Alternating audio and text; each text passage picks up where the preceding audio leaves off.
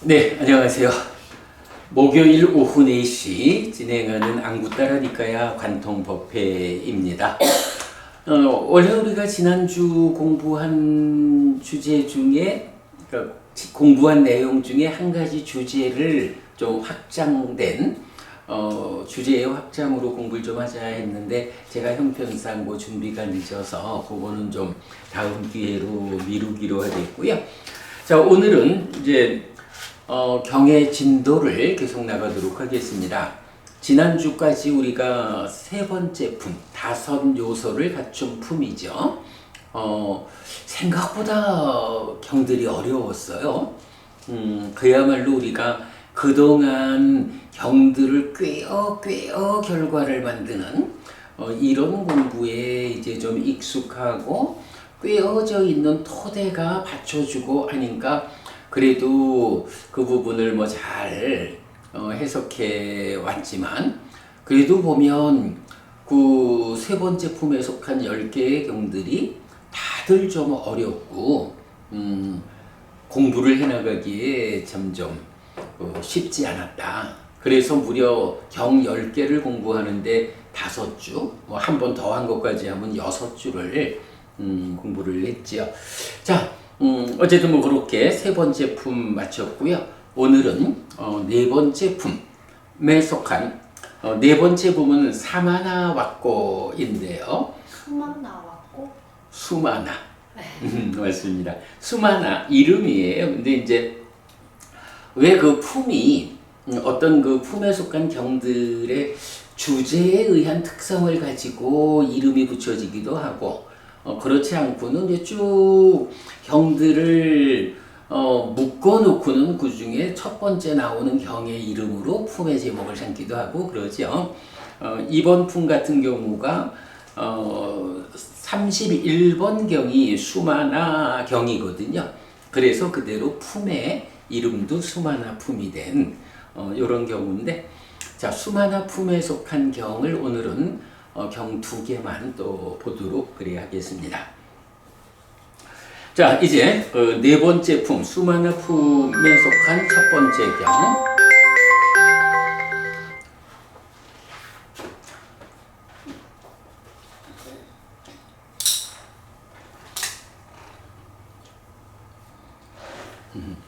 대한불교청년회에서 지금 전화가 왔는데 6월 두 번째 주가 대불청 전국대회가 있어요. 뭐 관련한 말씀일 텐데 뭐 공부 마치고 통화하기로 하고. 자, 수마나 수땅 안구따라니까야 다섯의 모음 31번 수마나 경입니다. 한때 세조는 사와티에서 제타와나의 아나타핀디카 사원에 머물렀다. 그때 수마나 공주가 500대의 마차와 500명의 왕궁의 여인에 둘러싸여 세존에게 왔다. 와서는 세존에게 절한 뒤 한곁에 앉았다. 한곁에 앉은 수마나 공주는 세존에게 이렇게 말했다. 여기 대덕이시여, 동등한 믿음과 동등한 계와 동등한 지혜를 가진 세존의 두 제자가 있는데 한 명은 베푸는 자이고 한 명은 베풀지 않는 자입니다. 그들은 몸이 무너져 죽은 뒤 좋은 곳 하늘 세상에 태어날 것입니다. 그런데 대덕이시여, 신이 된 그들에게 차이가 있고 다름이 있습니까? 기본적으로 보면 그 믿음과 계와 지혜라고 하는 이 세 가지를 갖추고 있으니까 뭐 이제 뭐 우리가 아무래도 대표적인 법으로 믿음, 계, 보시, 지혜 요 네 가지를 말하는데, 자,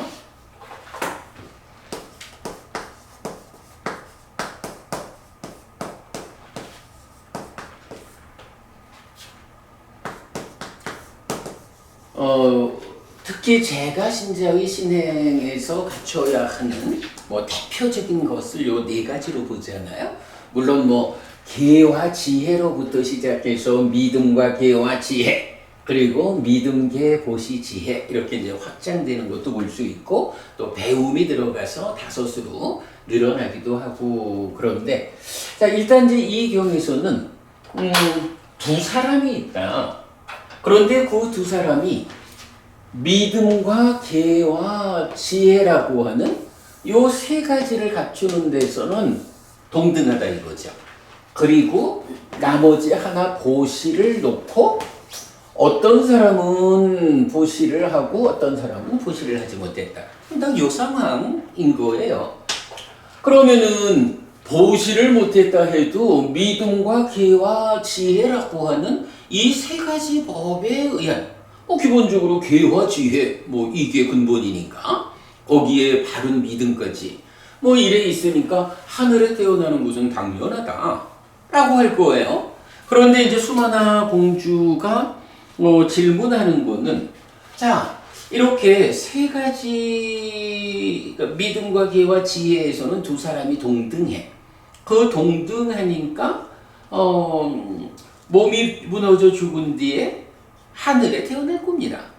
그런데 보시에서 한 명은 베푸는 자, 한 명은 베풀지 않는 자 이런 차이가 있을 때 하늘에 태어났다라고 하는 그 상황 말고 이제 신이 된 그들에게 차이가 있고 다름이 있습니까? 이제 이렇게 말하는 거야. 요거 그냥 우리 인간의 이야기로 하자면 전생에 요런 동등한 믿음, 계, 지혜를 갖춰가지고 그 힘으로 인간으로 태어났다. 이렇게 표현을 해봐도 되겠죠. 그럼 인간으로 태어났는데 인간이라는 요 존재 상태로 태어난 거는 같지만 이제 전생에 보시의 공덕을 쌓았느냐 쌓지 못했느냐 이거에 따라서 인간으로 태어났다라는 요 상황에서 차별이 있습니까? 이제 요런 질문이야. 그러면 이제 우리가 보통 하는 말로 전생에 이러이러해서 인간으로 태어나는 만큼의 공덕행을 쌓아서 인간으로 왔다. 근데 그 중에 금수저를 물고 태어나는 사람도 있고 흙수저를 물고 태어나는 사람도 있다. 하면 인간으로 태어난 가운데에 차이가 있다. 이렇게 말할 수 있는 거죠.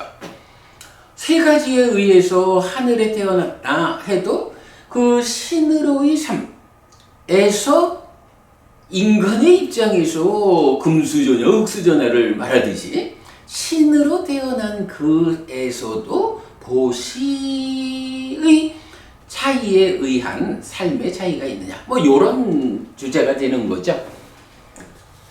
있을까 없을까? 당연히 있죠. 있다 수많아요 라고 세존은 말했다. 수많아요. 베푸는 자인 그 신은 그런 베풀지 않는 자를 5가지 경우로 능가한다. 신의 수명, 신의 용모, 신의 행복, 신의 명성, 신의 권력이다. 수많아요. 베푸는 자인 그 신은 그런 베풀지 않는 자를 이런 5가지 경우로 능가한다.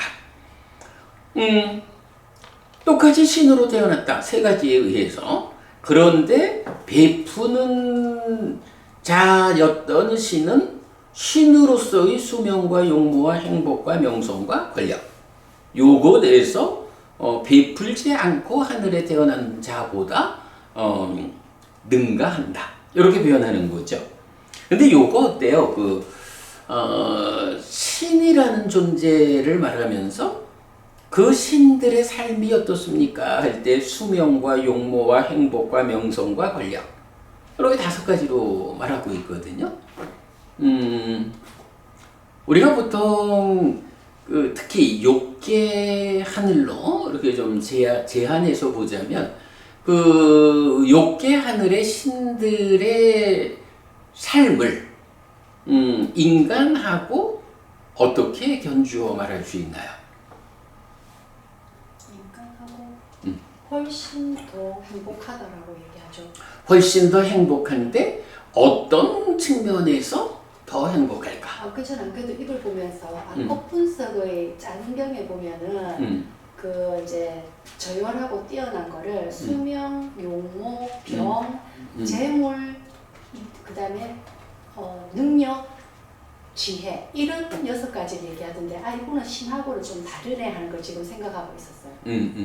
그래 이제 그렇게 그러니까 우리가 이제 요점적으로 보자면 특히 욕계의 하늘 신들의 생활을 말할 때 인간들의 삶을 말하는 거하고 신들의 삶을 말하는 게 똑같네. 크게 차이는 없어요. 그래서 이게 이제 지금 여기서는 5가지로 나왔잖아.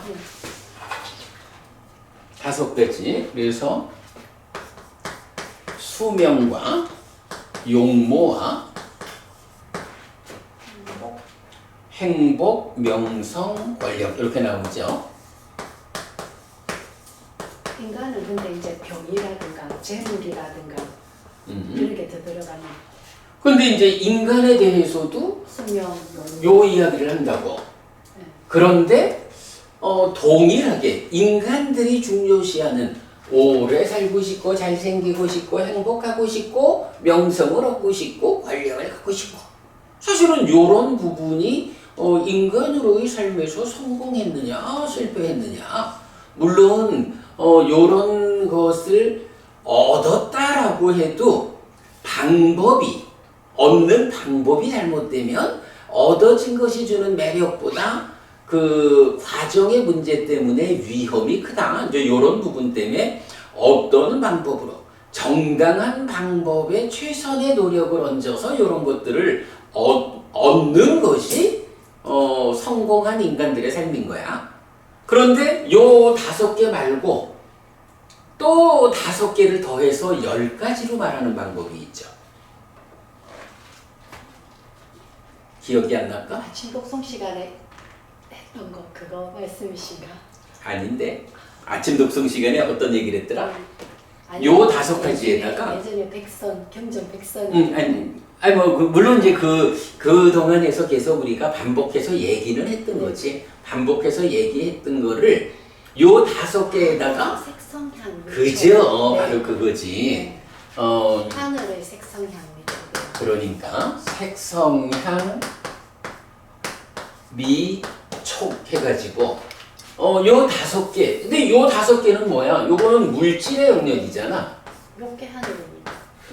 그러니까 바로 이제 인간에 대해서도 인간의 삶이 행복하다라고 말할 때 색성향 미촉에서 좋은 거 원하는 걸 얻는 거야. 그러니까 보이는 것 가운데 좋은 거 내 거 해야지. 들리는 거 가운데 좋은 거 내 거 해야지. 뭐 요게 색성향 미촉이라는 몸을 통해서 얻을 수 있는 행복 이런 거지 뭐. 그리고 요거에 더해가지고 수명과 용모와 행복과 명성과 권력 해서 합계로 10개를 말하는데 요 10개를 말할 때에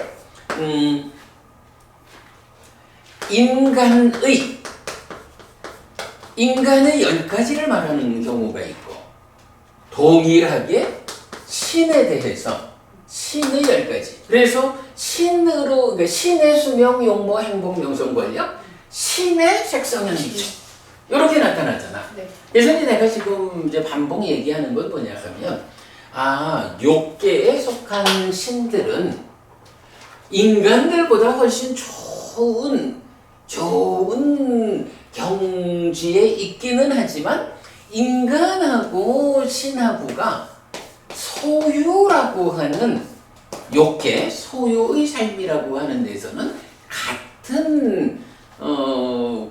같은 것을 추구하는 것이다. 수명을, 용모를, 행복을, 명성을, 권력을 그리고 인간으로의 색성향 미촉, 신들의 색성향 미촉 이렇게 나온다는 거죠. 그러니까 욕계에 속한 신, 소유적인 삶. 그리고 결국 소유적인 삶에서 우리가 추구하는 것이 무엇이 있습니까? 라고 하면 포괄적으로 색성향 미촉. 보이는 것 가운데 좋은 거 내 거 하면 성공이고 들리는 것 가운데 좋은 거 내 거 하면 성공이고 이렇게 보이는 거, 들리는 거, 냄새 맡아지는 거, 맛보아지는 거, 피부로 감촉되는 거 이런 포괄적으로 5가지의 인식의 측면에서 좋은 거를 소유할 수 있으면 욕계 중생으로는 성공하는 거야. 그런데 이제 그런 포괄적인 5개 말고 또 뭐니 해도 오래 살아야지 뭐. 이런 수명과 용모와 행복과 명성과 권력이라는 5가지로. 자, 그런데 이제 여기서 방금도 우리가 짚어봤지만 요 10가지를 말하면서 우리가 놓치면 안 되는 게 있죠. 하나는 이것이 이게 좋은 거다라는 매력이라는 측면이 있지만 이것이 정당하지 못한 방법으로 폭력을 동반하면서 얻게 되면 어때요? 이것에 뒤따르는 위험이 크다라는, 그래서 위험을 보는 자, 우리 이제 아디나와 다사위, 위험을 보는 자, 요 개념을 중시하잖아. 요런 10가지 측면에서의 매력을 우리가 추구하지만 부처님 제자들은 그 매력의 크기를 추구하는 것보다 더 주목해야 하는 것은 그 이면에서 작용하고 있는 위험을 줄이는 것. 요 욕계 중생들의 위험과 관련해서 상세하게 설명하는 경이 어떤 경입니까? 변하고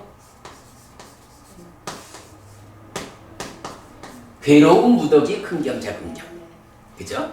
거기에서 보면 소유의 삶. 그렇죠. 소유의 삶에서 부모 자식 간에도 싸우고 친구 간에도 싸우고 화살이 날라오는 전쟁터를 뚫고 들어가 성벽을 오르고 뭐 이런 것들이 다 소유라고 하는 관점에서 설명. 삶은 매력은 적고 위험은 크다. 그렇죠.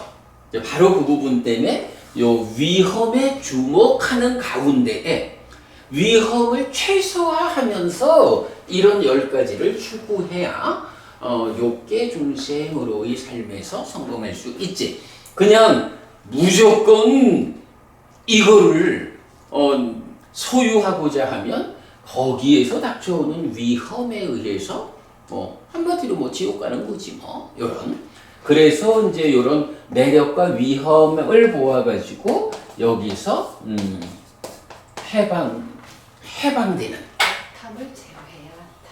그렇죠. 욕탐의 제어로서 하는 사실 제 지금 이건 보면 특히 신이라는 존재 상태를 놓고 수명, 용모, 행복, 명석, 권력 요 얘기가 나왔기 때문에 우리는 여기서 신들의 요 5가지가 신들에게만 적용되지 않고 인간에게도 동일하게 적용되고 거기에 포괄적으로 색성향 미초까지 해서 10가지로 신이라 해도 욕계에 속한 소유적 존재들에게는 인간과 같은 그런 그 10가지를 말하게 되고 뭐니 해도 거기서 오는 작은 매력에 시각을 빼앗기지 말고 그 이면에서 위험을 보아서 위험에서 해방되는 삶을 살아야 한다. 네, 이런 부분인 거죠. 자, 그런 주제를 한번 살펴봤고요.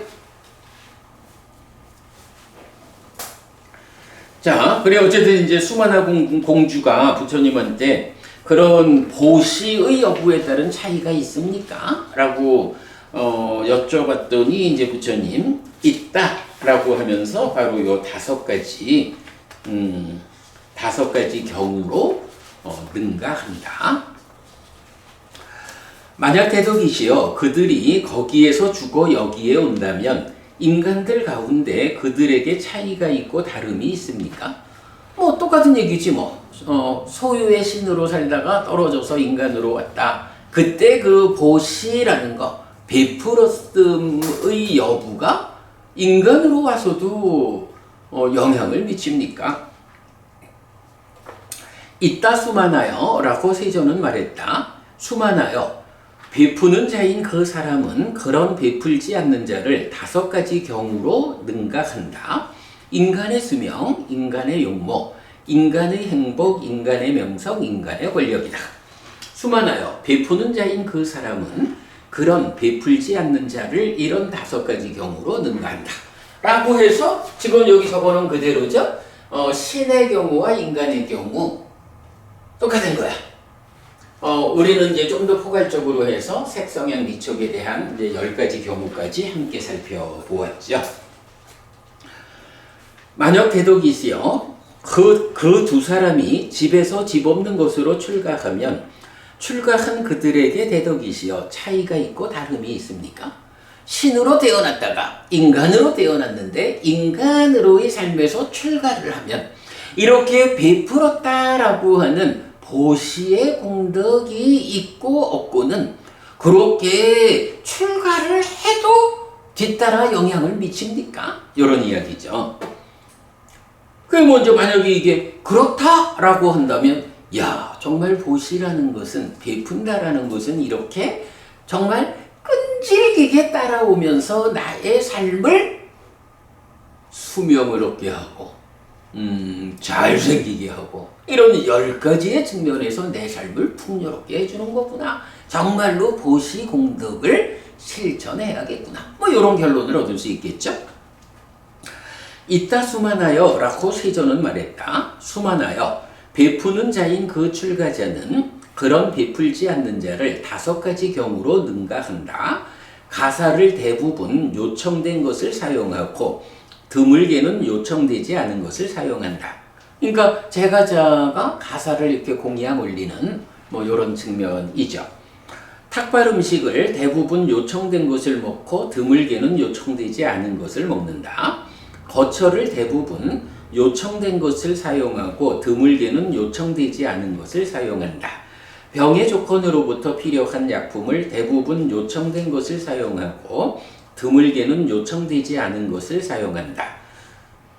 4가지 필수품이죠. 4가지 필수품에 있어서 뭐 출가자로서 살아가는데 이렇게 보시한 공덕이 있는 출가자는 4가지 필수품을 제가자들이 스님 이것을 받아주십시오 라고 먼저 보시하는, 그래서 주로 그렇게 요청받아서 보시를 받아서 사용하고 뭐 그렇다고 항상 그렇지는 않다 이런 얘기죠. 그 다음에 함께 머무는 동료 수행자들은 신업을 대부분 마음에 들게 예의 바르게 행동하고 드물게는 마음에 들지 않게 행동한다. 구업을 대부분 마음에 들게 예의 바르게 행동하고 드물게는 마음에 들지 않게 행동한다. 의업을 대부분 마음에 들게 예의 바르게 행동하고 드물게는 마음에 들지 않게 행동한다. 다가올 때 대부분 마음에 들고 드물게는 마음에 들지 않는 동료 수행자와 함께 머문다. 요건 뭐예요? 출가자로서 살아가는데 결국은 자기 자신의 삶을 유지하기 위한 4가지 필수품, 그리고 동료 수행자라고 하는 수행자의 관계성, 뭐 이런 측면이겠죠. 그래서 자신의 삶을 유지하는 데서도 보시한 그 공덕이 편하게 의식주 약품이라는 필수품을 해결해주고, 함께 만나는 동료 수행자들도 좋은 관계로 만나지지 뭐 일부 좀 불편한 경우 말고는 다 좋다. 그래서 출가하고자 하는 사람도 뭐 전생에서부터도 이렇게 베푸는 일, 보시하는 일로서 공덕을 준비해야 한다. 이런 의미로 보면 되겠습니다. 그 다음 이제 이 경에서 우리가 핵심적으로 보아야 할 주제가 하나 나타나. 아직 요경 못 본 거죠? 지금 볼 부분 못 본 거죠, 부부님? 저는 이미 이 경들을 다 읽어서 내용을 아는데요. 그렇군요. 네. 그러면 여기서 내가 이제 정말 핵심적인 주제가 나타난다라는 거 뭔지 안다 이 말이죠. 네. 그래, 당연히 알아야 되겠죠. 만약 대덕이시여 그 2 사람이 아라한을 성취하면 아라한을 성취한 그들에게 대덕이시여 차이가 있고 다름이 있습니까? 자, 요 부분이죠.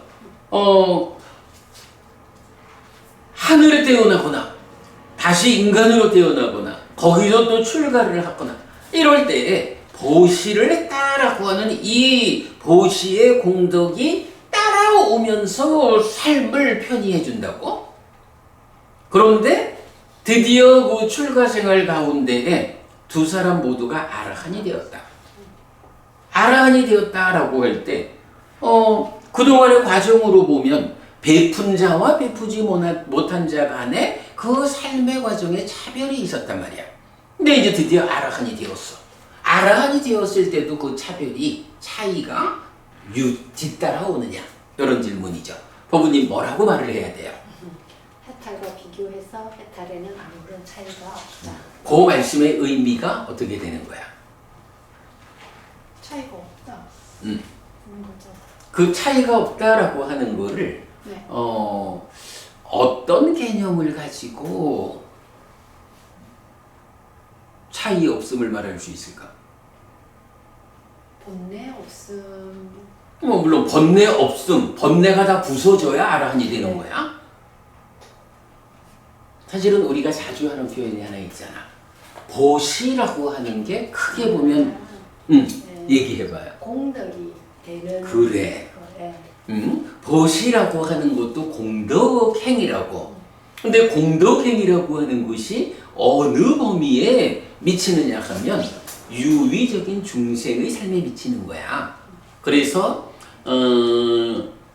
10악업은 그냥 10악업인데 10선업은 두 가지가 있다. 번뇌의 영향 위에 진행되는 공덕으로 연결되는 것과 번뇌의 영향에서 벗어난 요런 두 가지가 있잖아. 네. 그런데 신으로 태어나든 인간으로 태어나든 출가를 하든 아직까지는 다 아라한 되기 이전 유의적인 삶의 영역이니까 공덕이라는 것이 따라오는 거야. 그런데 아라한이 되었어 라고 하면 이제 번뇌가 완전히 부서진, 그래서 더 이상 공덕으로 연결되는, 공덕이라는 그 범주에 속하지 않는 해탈된 삶이잖아. 그러니까 공덕의 범주 안에 있을 때는 이전에 내가 보시를 한 사람이야 라는 것이 이렇게 따라오지만, 아라한이 되었다라고 할 때는 그 보시라는 공덕의 영향력 밖으로 나가버린 거지. 이제 말하자면 바로 요 마지막이니까요 117번이죠. 커다란 마흔의 경, 우리가 참 그 경에서 잘 주목했어요. 이제 공덕이라고 하는 이 참 무지무지하게 중요한 이 주제가 어떤 제한이 있는가, 한계가 있는가라는 부분.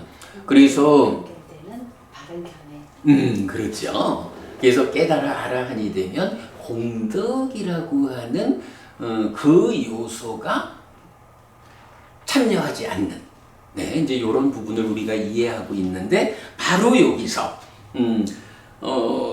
지금 하여간 보시를 한 사람에 이어지는 이야기 가운데에서 아라한이 되었을 때라고 하니까 보시라는 공덕에 의해서 더 이상 영향받지 않게 되었다.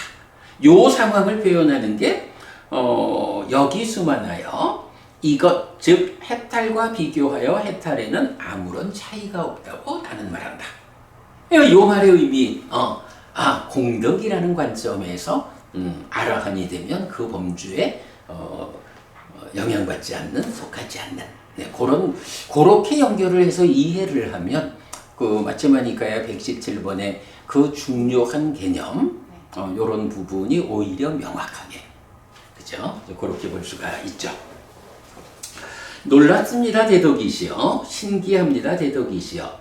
대덕이시여, 베푸는 것만으로 충분하고 공덕을 짓는 것만으로 충분합니다. 참으로 신에게도 공덕은 도움이 되고, 그지? 공덕이란 말로 나오는 거야. 인간에게도 공덕은 도움이 되고 출가자에게도 공덕은 도움이 됩니다.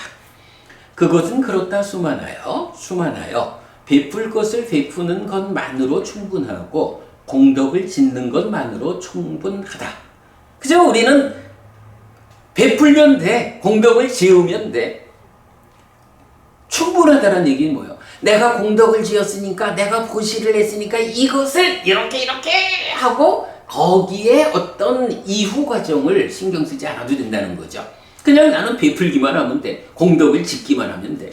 그러면 참으로 신에게도 공덕은 도움이 되고 인간에게도 공덕은 도움이 되고 출가자에게도 공덕은 도움이 된다. 먼저 거부님 요 이야기 그래 했었죠. 심지어는 짐승으로 태어나서도 전체적인 삶이 나빠서 짐승으로 태어났다 해도 짐승으로의 삶 가운데서도 사랑받고 배고프지 않게 사는 짐승들 분명히 그 차이 있죠. 그래서 그때 우리 법은주로 코끼리 얘기를 우리가 하죠. 경에서 경에서 그렇게 나오죠. 그러니까 여기서는 신과 인간과 출가자만 말하고 있지만 짐승에게도 동일하게 적용되는. 자, 그렇게 이제 공덕은 도움이 된다. 핵심은 공덕은 도움이 된다라는 요거예요. 아, 그래 이제 그 우리가 요 개념 믿음, 계, 보시, 지혜 이래 있는데 가끔씩 경을 보다 보면 보시가 들어가야 하는 자리를 공덕이라고 표현하는 경우가 종종 있어요. 그래서 공덕이라고 나왔을 때 문맥에 따라서 이 공덕은 물론 계도 공덕행이고 보시도 공덕행이고 수행을 통해서 생겨나는 지혜도 다 공덕행이죠. 공덕을 만드는 거지. 그런데 그 중에 좁은 의미로 말할 때는 공덕이라는 말로 보시를 직접 지시하는.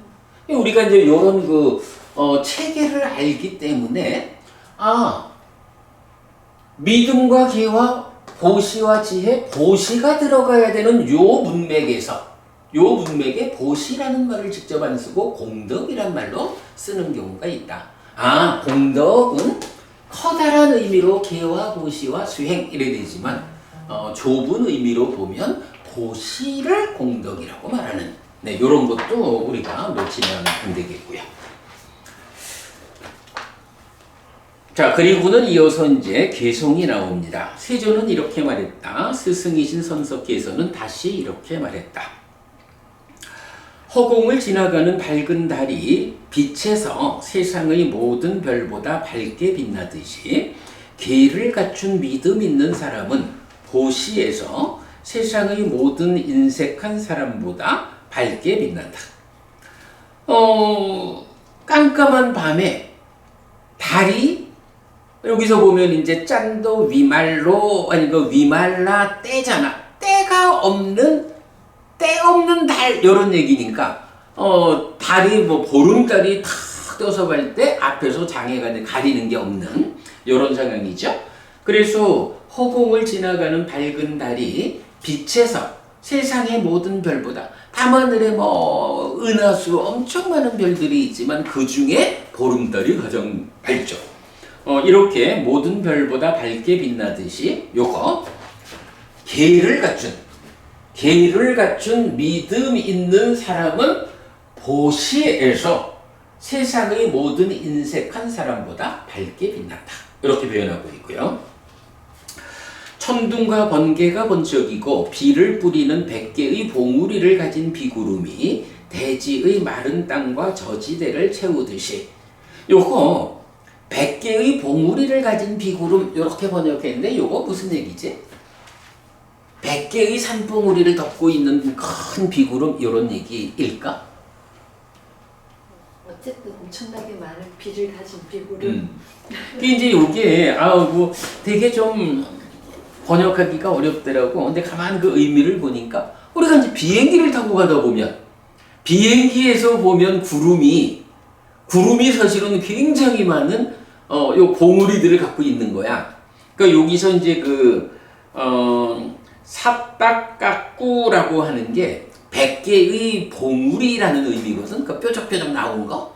그러니까 구름이 그냥 하나의 구름이지만 비행기에서 보면은 엄청 많은 피크를 이루고 있잖아. 그러니까 100개의 피크를 갖고 있는 거니까 엄청 큰 비구름이다. 이런 정도로 보면 되겠죠. 그래서 천둥과 번개가 번쩍이고 비를 뿌리는 100개의 봉우리를 가진 비구름이 대지의 마른 땅과 저지대를 채우듯이 어려워요. 그렇게 채우듯이 이렇게 견해를 갖춘 정등각의 제자 현명한 그는 5가지 경우로 인색을 넘어선다. 견해를 갖춘 정등각의 제자 이랬어요. 견해를 갖춘 자는 누구야? 예류자. 예, 예류자죠. 근데 참 여기서 보통 이제 견해를 갖춘 자 이러면 디시 삼판노 이렇게 나오는데 여긴 다사나 삼판노에서 봄을 갖춘 자 이렇게 나오는데 내가 그냥 견해를 갖춘 이렇게 번역을 했네. 원래 의미는 하여간 디티 견해가 아니고 다사나 해서 봄이야. 니아나 다사나 지와 견하는 이 부분은 그래도 정확하게 견해보다는 봄이라고 바꿔놓도록 할게요.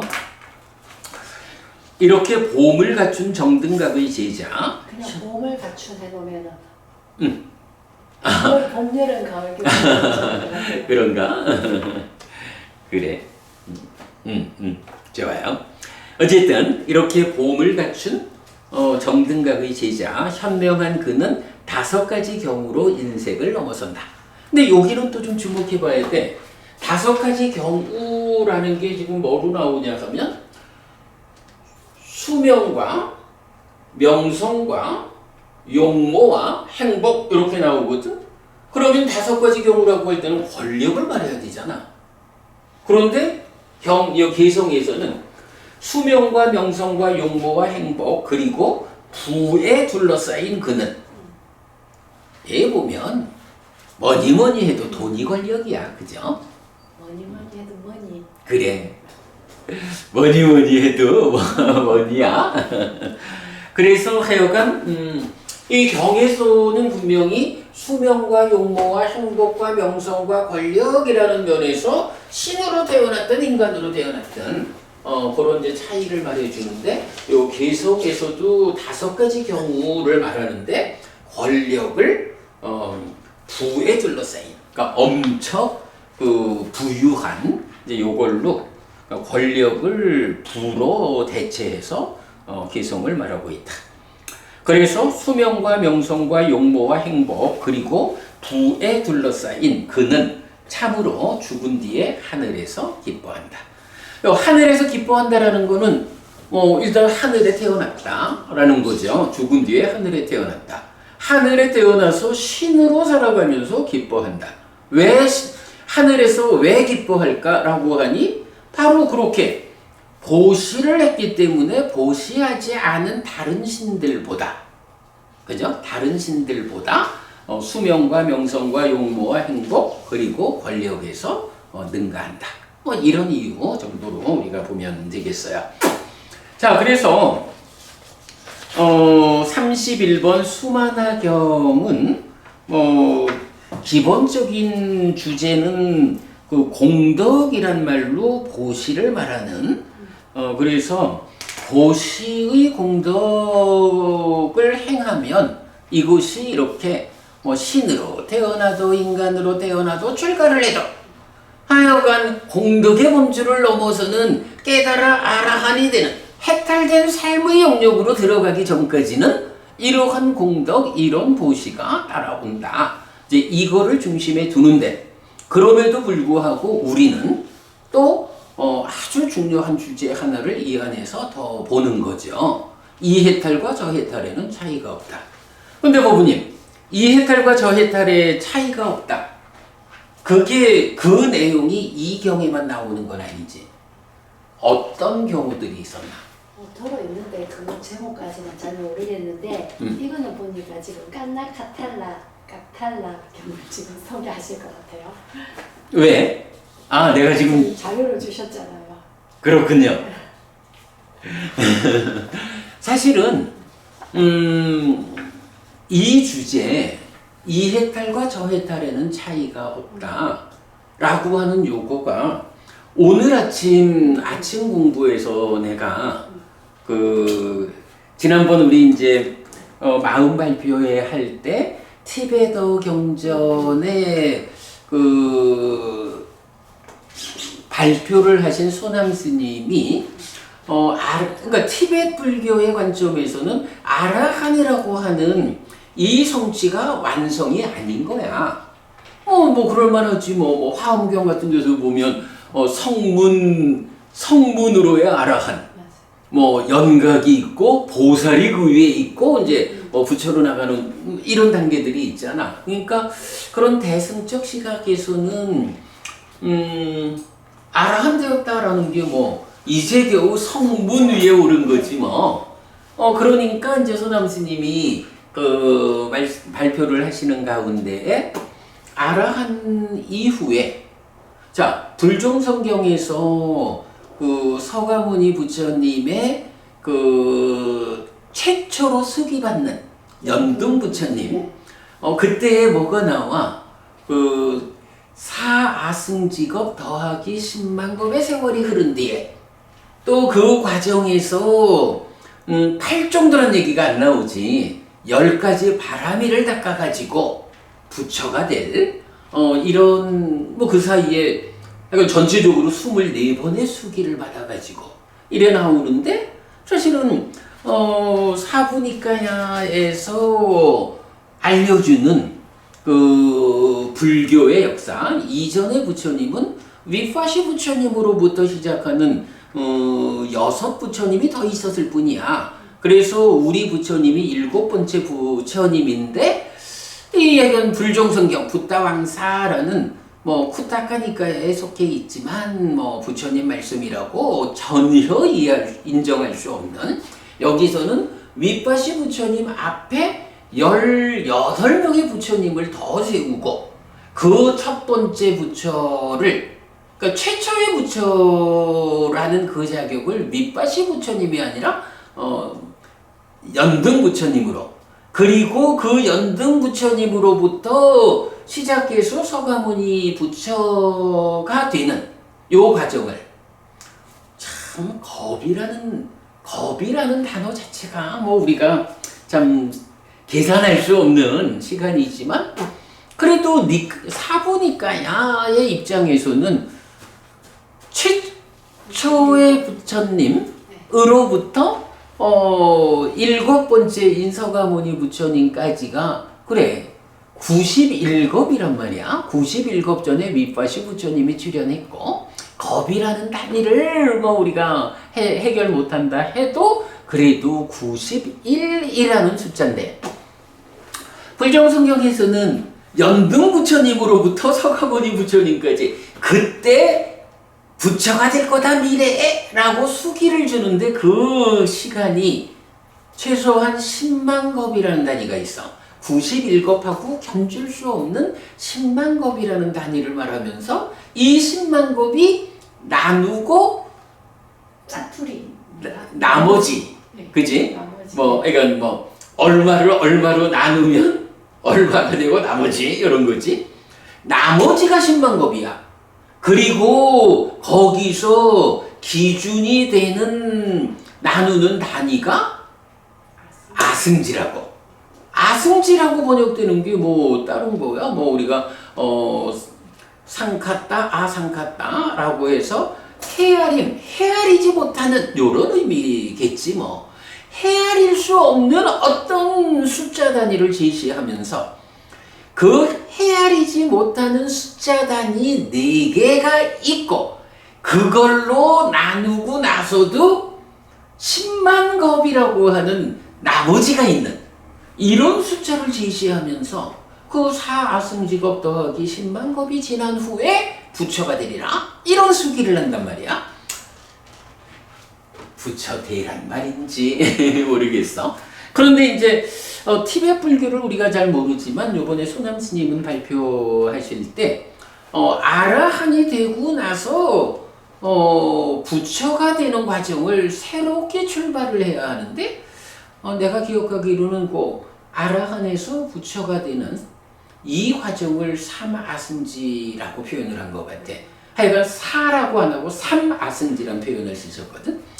그게 이제 그리고는 그렇게 해서 부처가 되면 중생 구제를 위해서 사무량심 사서법 이렇게 이제 말씀을 하셨는데 니까의 입장에서 보면 사무량심 사서법이라는 거는 부처님 전생에 아직까지 깨닫지 못한 상태에서 사무량심을 닦아서 범천의 세상, 그래서 많은 대중들을 범천의 세상으로 이끄는 이런 불완전한 깨달음의 과정, 그 공부 과정이 사무량심이고 사서법인 거잖아.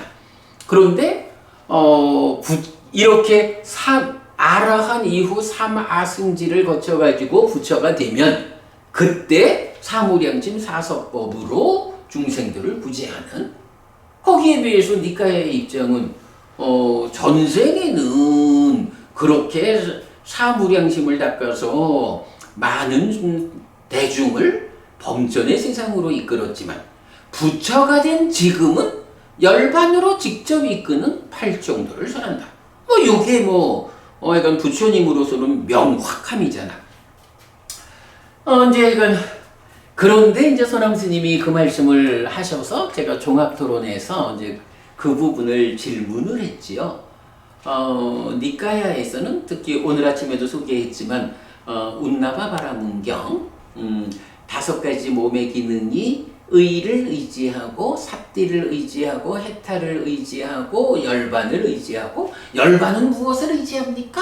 라고 할 때 질문의 한계를 놓쳤다. 그래서 열반은 완결이다. 그래서 오늘 아침 제가 이제 무한소급 이런 표현을 썼잖아. 옛날에 제가 어떤 법회에서 보니까 그 강의하시는 분이 계속, 그러니까 유식이 아래야식을 말해도 아래야식이라는 이것도 무언가 설명돼야 하니까 제9식을 말하고, 그것도 또 설명돼야 되니까 제10식을 말하고, 끝없이 가야 되는 거예요. 이게 논리로 가자면.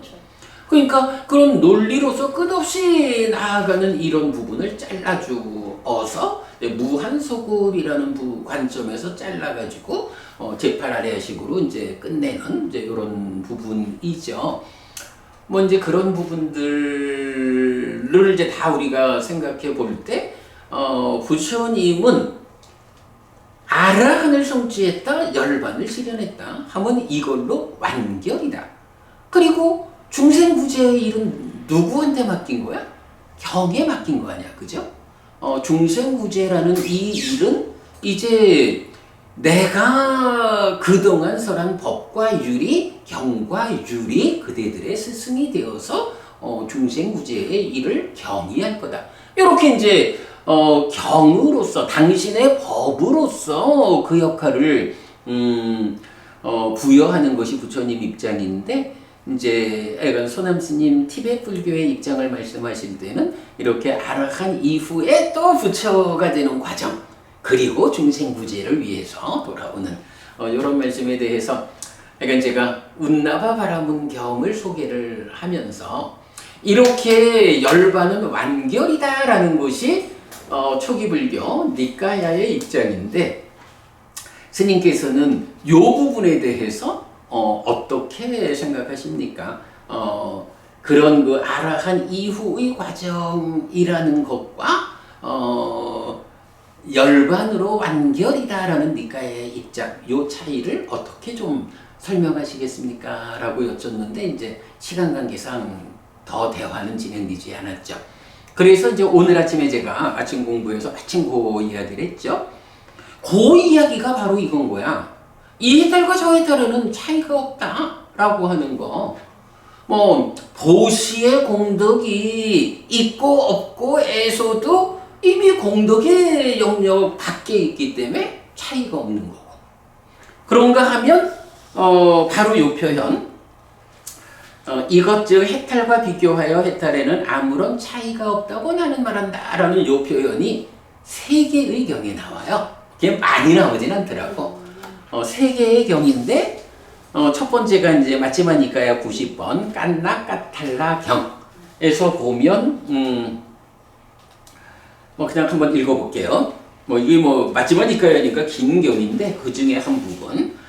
대덕이시여 세종께서는 원인에 맞게 말씀하셨습니다. 대덕이시여 세종께서는 원인의 맞음을 가지고 말씀하셨습니다. 대덕이시여 끄샤트리아 바라문 와이샤 수드라의 이런 4가지 계급이 있습니다. 그리고 그들은 이런 5가지 정진의 요소를 갖출 것이고 그들은 바르게 정진할 것입니다. 여기서 그들에게 어떤 차이, 어떤 다름이 있습니까?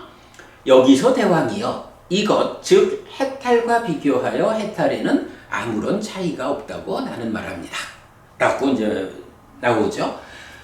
예를 들면 대왕이요 어떤 사람이 마른 삿가나무 토막을 가져와서 불을 붙이면 불이 붙을 것입니다. 그리고 다른 사람이 마른 살라나무 토막을 가져와서 불을 붙이면 불이 붙을 것입니다.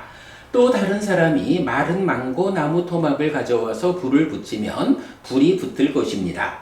또 다른 사람이 마른 무화과 나무 토막을 가져와서 불을 붙이면 불이 붙을 것입니다. 그것을 어떻게 생각합니까? 대왕이요. 그 불들이 붙는데 나무의 차이 때문에 불꽃과 비교하여 불꽃이 색깔과 비교하여 색깔이 밝기와 비교하여 밝기에 어떤 다름이 있습니까? 아닙니다. 대덕이시여. 대왕이여 정진으로 지피고 정진으로 일으킨 불도 이와 같습니다. 즉 해탈과 비교하여 해탈에는 아무런 차이가 없다고 나는 말합니다. 이렇게 나오죠. 정근으로 일으킨 불이라고 하셨는데 정진으로 찝히고 정근으로 일으킨 불. 뭐 단어가 다른가요?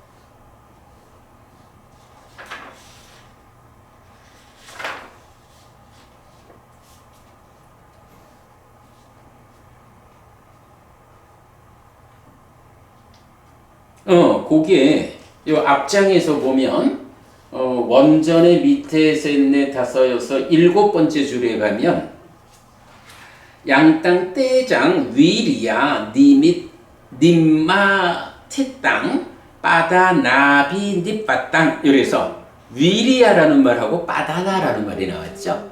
그래서 뭐 둘 다 사실은 다 노력을 말하는 말인데 위리야 이러면 우리가 믿음 정진 사티사마디 이럴 때 쓰는 말이고 빠다나라는 게 이제 삼마 빠다나 이래 되죠. 사정근 그래서 이제 그렇게 번역을 했죠. 그래 예리하게 보셨네. 자 그래서 근데 이제 사실은 요 경은 현대 문명을 살아가는 우리들 입장에서는 요 부분에 대해서 조금 조심스럽게 봐야 할 게 있어. 사실은 어떤 원료를 떼느냐에 따라서 그 원료가 그 자량이 가지는 열량의 차이가 있고 뭐 이래 가지고 사실 뭐 나무 토막을 태울 때 하고 석유를 태울 때 하고 원자력을 태울 때 하고 이런 부분들이 다르죠. 그걸 물론 이제 부처님은 그런 다른 관점을 똑같다고 말하는 건 아니고 그 나무를 떼든 석유를 떼든 원자력을 떼든 거기에 우리가 보통 말하는 동질성 위에 차별성이야. 불이라고 하는 동질성 위에서 원료에 따른 차별을 보여주잖아. 부처님은 여기서 동질성의 관점에서 차이가 없다 이렇게 말씀하신 건데 일반적으로 특히 자연과학에 익숙한 지금 사람들의 시각으로 이 경을 볼 때는 나무가 다르면은 불꽃도 다르잖아. 저도 그 생각했었어요. 그지? 그렇게 말할 수가 있어. 근데 이제 분명히 이제 이런 부분에서는 불이라는 거, 불꽃이라고 것이 가지는 동질성 위에 차별성 이런 관점으로 보아야 할 거야. 근데 지금 뭐 나보고 그러면 그 동질성이 뭡니까? 이렇게 물으면 대답을 잘 못하겠지만 우리 내계급의 청정을 얘기하는 거니까. 그렇지. 네. 그러니까 인간으로 해. 네. 그래. 그러니까 바람은도 바른 길에 들어서면 깨달을 수 있고 그러니까 위리야 바다나 바른 정진 바른 정근이라는 이 하나의 길에 들어서면 바람은도 깨달을 수 있고 샤트리아도 깨달을 수 있고 수드라도 이런 개념이죠. 그런 면에서의 동질성 위의 차별성 이렇게 보면 될 것 같아. 자 그렇게 이제 깐나까탈라경에서는 누가 그래 방금 말씀하신 그게 핵심이죠. 어떤 계급의 사람이 와서 이런 정진 이런 정근을 통해 가지고 아라칸이 되었다라고 할 때 뭐 뭐 바라문이 아라한 됐을 때의 상태하고 슈드라가 아라한이 되었을 때의 상태가 다른가? 다르지 않다. 그런 의미가 되는 거죠. 그렇게 누가 해탈하더라도 그 해탈이라는 게 정의가 뭐야? 번뇌가 부서진 거잖아, 그죠?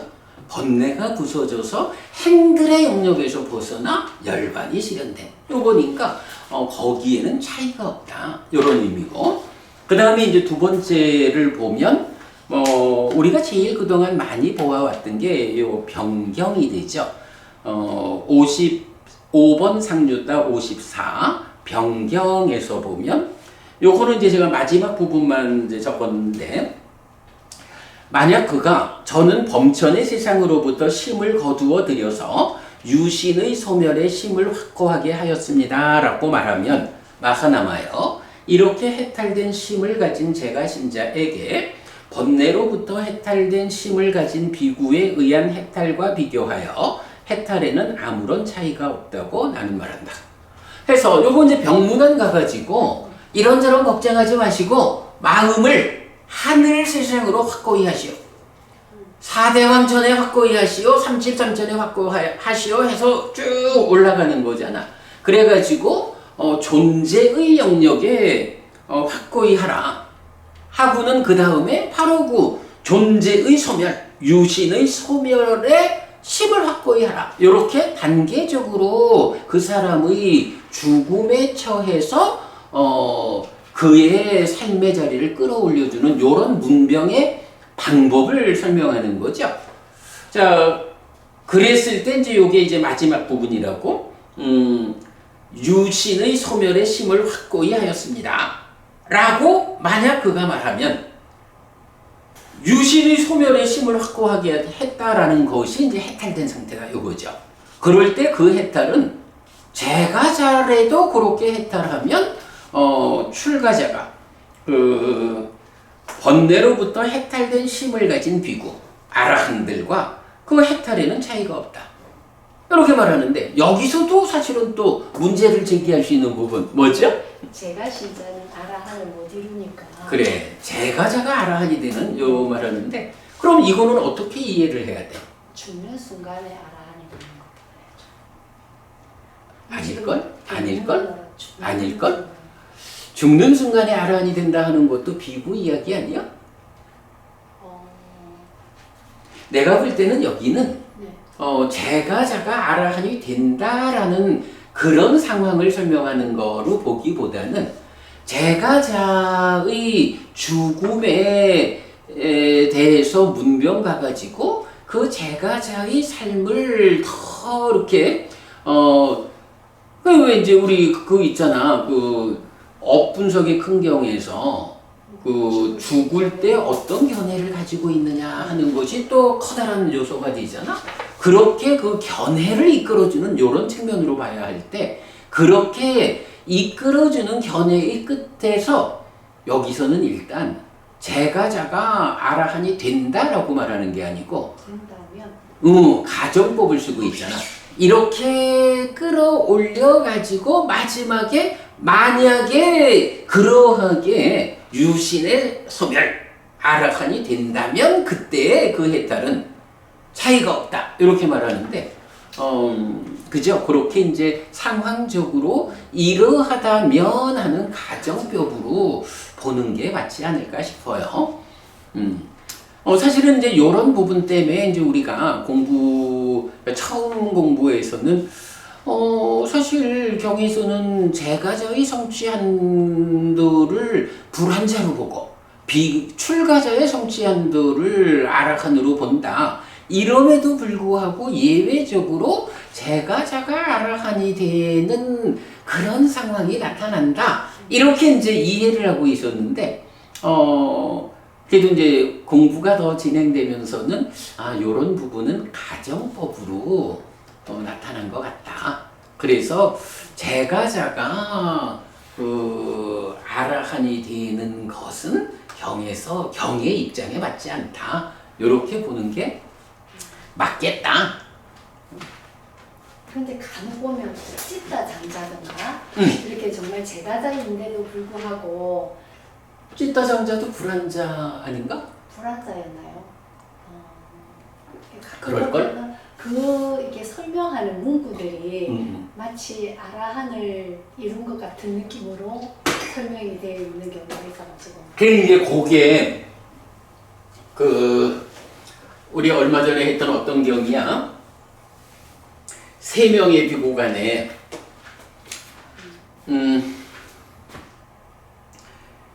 그렇게 알고 보면 그대는 아라한입니까? 네. 라고 할 때, 네.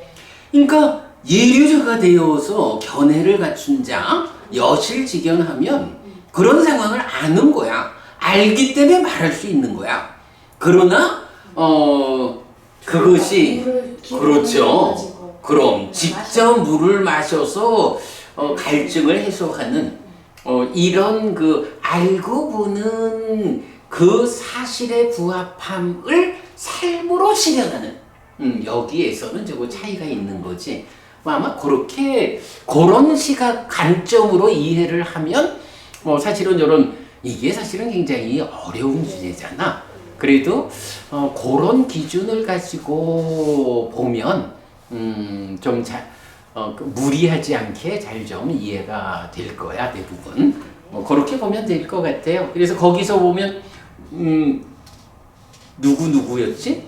그 세 명의 비구 해서 또 무슨 스님인데? 약간 그래 나와, 그죠? 이제 그렇게 그러니까 어쨌든 알고 보는 것과 실현되는 것의 차이 이 부분으로 보기로 하고요. 자, 그 다음에 이제 세 번째가 오늘 본 수만화경이죠. 그래서 여기서도 참 보면 이제 좀 진짜 중요한 관점이야. 공덕을 지은 것이 보시한 것이 이렇게 따라오는데 아라한을 성취했다라고 하면 그때는 그 공덕의 범위 밖으로 나가버리는 거기 때문에 거기에서는 해탈에 대한 차이가 없다 이렇게 말하는 그래서 하여간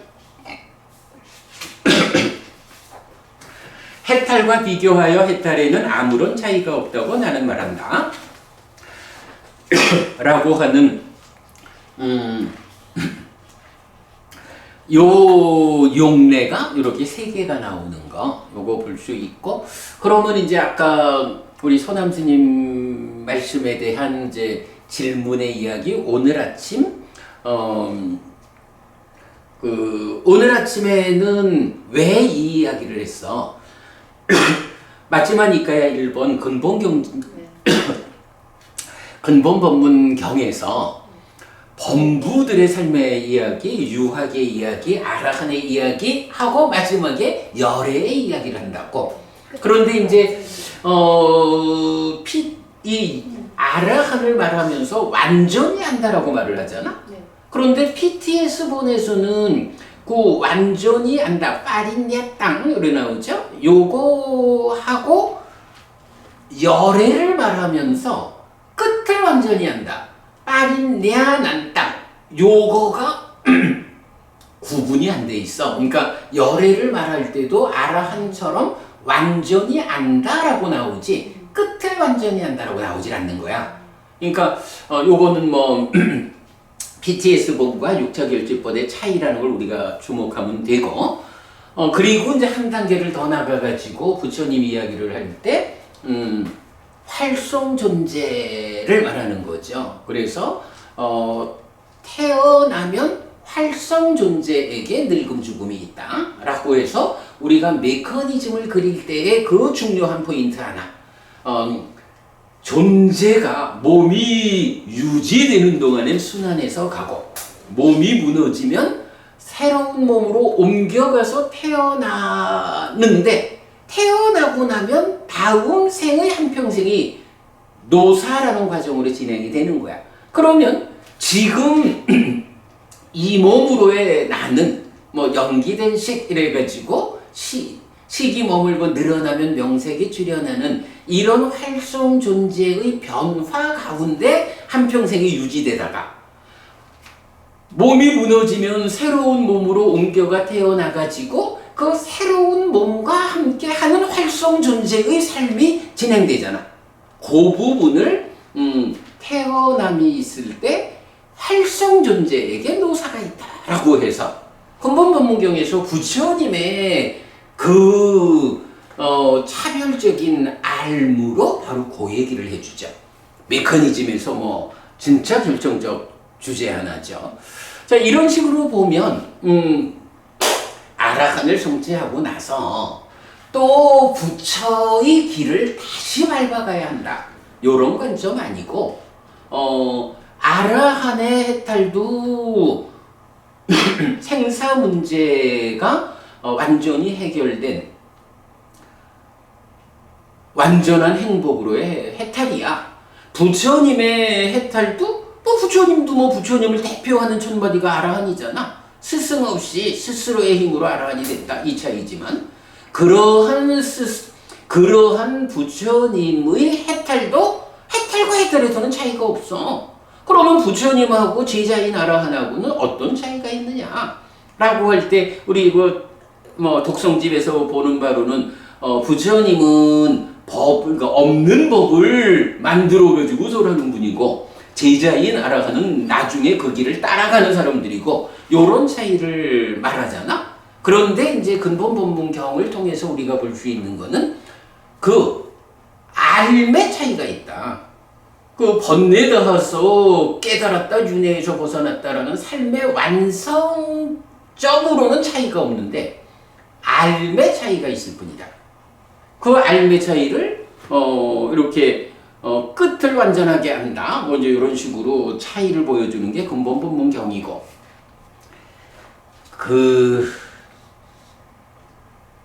그런 알의 차이라는 점에서 또 우리가 볼 수 있는 경이 하나 있다. 법부님 딱 떠오르는 경이 없을까?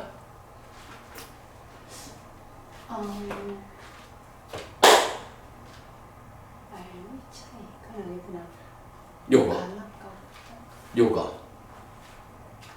야, 이거 완전히 그냥 그 영화 시중하는 거 같네. 모르겠어요. 이거 보면 떠오르는 거 없어? 네, 여보는 미소가. 시사빠경이라는 경이 있지. 네. 시사빠경. 네. 어떤 의미일까?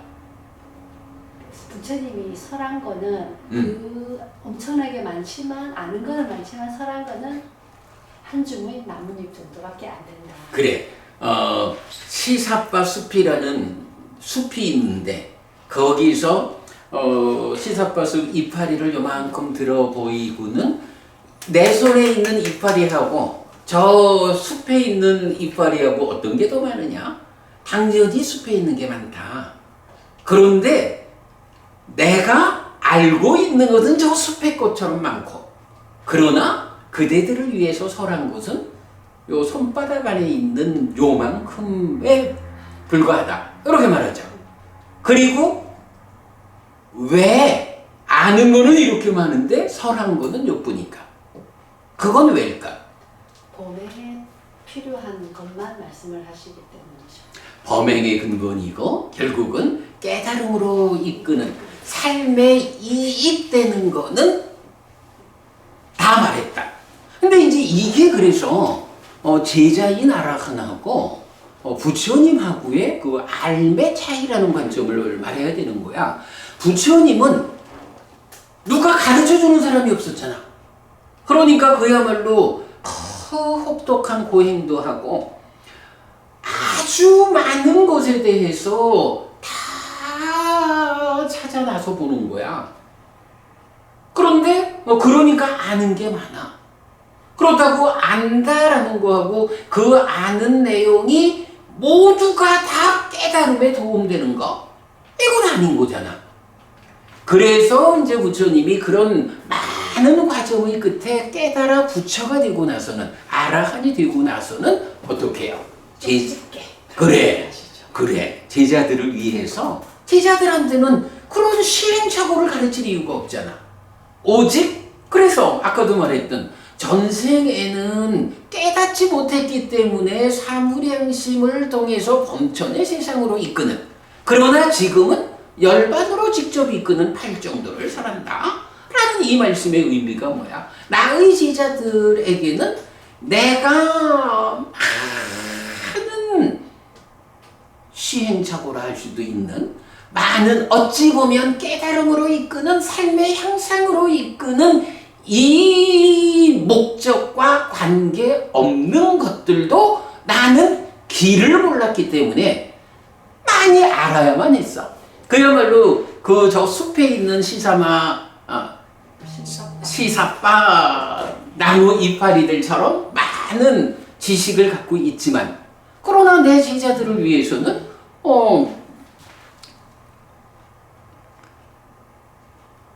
페이스북은 이렇게 자주 중단이 돼. 제자들한테는 그런 그 깨달음으로 직접 이끄는 이 길 말고 다른 거를 가르칠 필요가 없단 말이야. 그래서 그렇게 스승이 필요한 것만 알려주는 게 말하자면 한 손바닥 안에 올려놓은 나뭇잎새와 같고, 부처님은 스승이 없었기 때문에 저 숲의 이파리처럼 많은 것을 알아야만 했고, 요렇게 그 알무의 관점에서 부처님과 제자인 아라한이 차별되는 요것을 근본법문경에서는 아라한들은 완전히 알았다. 부처님은 끝을 완전히 알았다 하고 활성 존재에게 노사가 있다라는 이제 요런 문장 두 가지로 이렇게 이제 표현을 하고 그러잖아. 그래서 그러니까 아라한을 성취한 뒤에 부처의 길을 다시 간다라는 거는 니까야의 관점으로는 있을 수가 없는 일이야. 완성이 되었거든. 더 이상 갈 자리가 없이 완성이 된 게 제자인 아라한들도 동일하다고. 바로 오늘 본 이 해탈과 저 해탈에는 차이가 없다. 윤회에서는 조금 벗어났으면 생산 문제를 해결하는 것으로 관계를. 근데 이제 그게 간 표현이 조심스러운 게 그거 말고 생사에서 벗어나는 거, 윤회에서 벗어나는 거 말고 더 해야 할 일이 있어. 요런 주장을 하게 되면 그 말고 더 다른 것을 해야 된다고. 그런데 부처님이 말씀하시는 그야말로 부처님이 필요한 거, 이익되는 거, 길에 도움되는 건 다 알려주신 거야. 다 알려주신 그것에 의해서 완성되는 이 해탈, 이 열반, 아라한의 경지는 그거 말고 뭐 생사에서 벗어나는 거 말고 할 일이 또 있어. 해서 더 나아가야 하는 길이 없다. 이게 운나바 바라문경이 말하는 완결이라는 거잖아. 요런 점에서 그러니까 이제 소남 스님, 내가 그 질문을 드렸지만 시간 관계상 대답은 듣지 못했는데 니까야에서의 아라한, 해탈, 열반이라는 개념하고 티베트 불교에서 그 아라한 이후 부처의 과정, 이제 이런 부분은 이건 그 시각의 차이가 있다. 그러니까 그것도 해해탈자에 대한 오해도 내나 비슷한 것 같잖아요. 그렇죠. 네. 왜 해해탈자가 숙주명이 없냐고. 실제로 우리 요분들 간의 대화를 할 때도 거의 그런 얘기가 나와. 그래서 해해탈자를 알아야 합니다. 사실은 답이 그것뿐이지 뭐. 해해탈자에 대해서 그 보편적 깨달음, 삶의 완성에 대해서 이해를 하면 사실 뭐 천안통이고 숙명통이고 하는 게 다 누진통에 미치지 못하는, 말하자면 좀 저급한 능력이잖아. 뭐 그거 가지고 이제 그런 부분을 이제 우리가 말하게 되죠. 자, 오늘 우리가 그 경 두 개를 보려고 했는데 이런 해탈에서의 차이가 없다라고 하는 중요한 주제를 하나 좀 심도 있게 토론하느라고 뭐 하나의 경우로 마무리하는 것으로 하겠고요. 자, 시간이 약간 남은 상태로 오늘 조금 일찍 마무리하죠. 아니면 법원님 하실 말씀? 그래, 그러면 마치기로 합시다.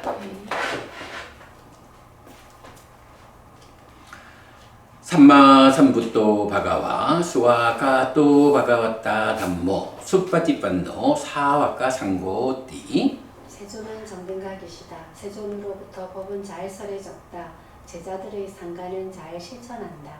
찌랑띠타뚜로 가스밍 삼마삼붓다 사산한띠 정대각의 가르침이 이 세상에 오래도록 머물기를.